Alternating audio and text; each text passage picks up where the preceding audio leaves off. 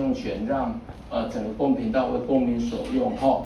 为让市民朋友了解与重视公用频道的功能，台湾师范大学师生团队在这次的课程中特别加入了公平无私桌游，希望透过游戏的方式加深民众对于公用频道的认识。这个桌游戏其实是我们把它叫做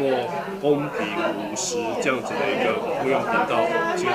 因为它有兼具很多的功能，然后也因为我们了解，就是现在的公用频道还没有说很多民众都了解这样子的一个它怎么样去使用，还有它怎么样去观看。然后我们借由这样子一个桌游，让大家能够真正了解公用频道它的一个意义。这一次在台南真的大家的参与真的非常踊跃，超乎我们的预期。那也因为大家的一个热情，让我们能够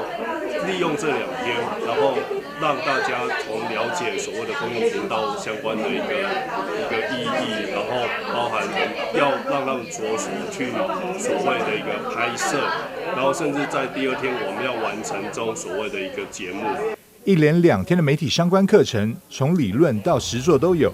公用频道影视工作坊师生也特别出外景，来到了民生圆环、传统市场以及许时音乐馆等地拍摄。学员郭茂胜表示：“我身为台南人，我从来没有看过台南公共频道，所以我希望地方政府或者是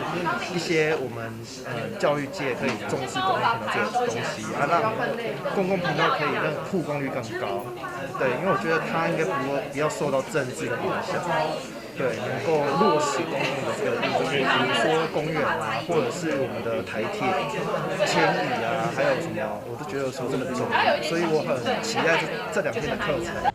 公用频道影视工作坊这次共拍摄了4部影片，分别是鸭母寮市场、许时音乐馆、双语教育以及民生圆环等议题。未来在后制完成后，将会申请在台南市第3公用频道播放，敬请期待。记者张硕维台南报道。